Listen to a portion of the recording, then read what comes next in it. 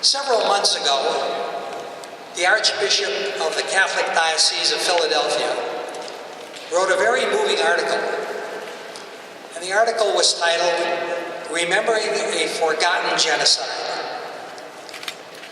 This year, on the centenary of that forgotten genocide, there is renewed hope that the Armenian Genocide will finally be recognized. The reason being is that the press and the media coverage here in the U.S.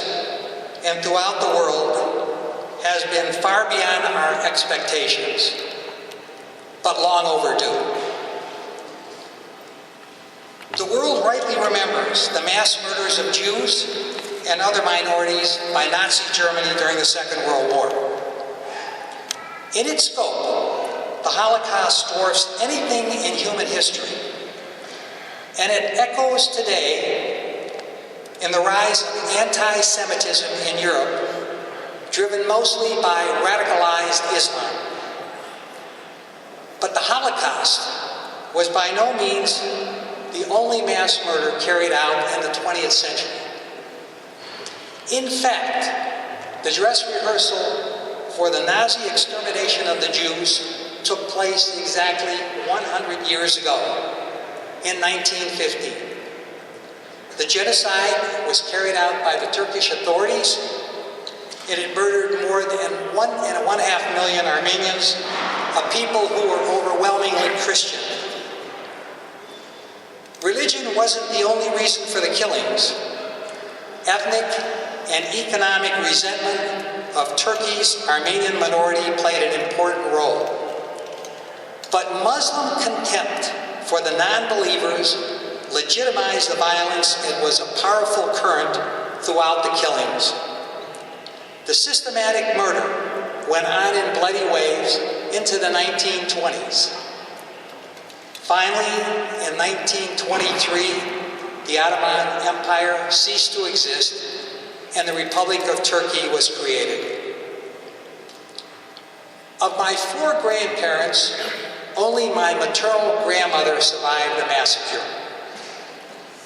She often advised me that as a small girl, she learned how to sew and make dresses.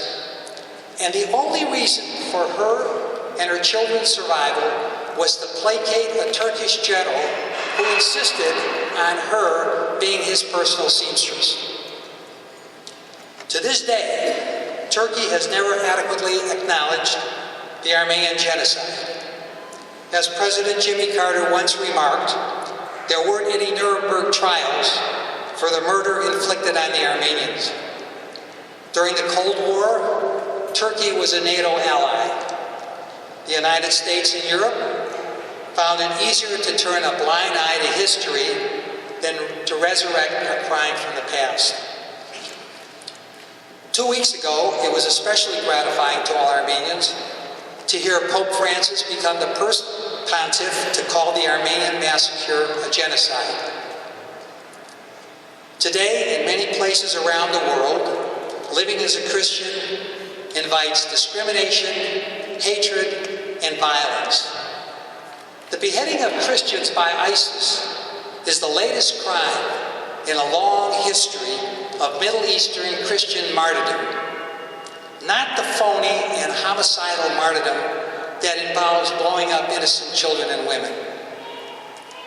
Every year, on April 24th, Armenians around the world celebrate Remembrance Day for the victims of the 1915 genocide. This year, on the 100th anniversary of that mass murder, Christians from every tradition need to remember and pray for the victims of that genocide, which remains one of the worst unrepented crimes in history. The memory of their suffering should turn our hearts and our energies to helping the millions of Christians suffering in the Middle East and throughout the world.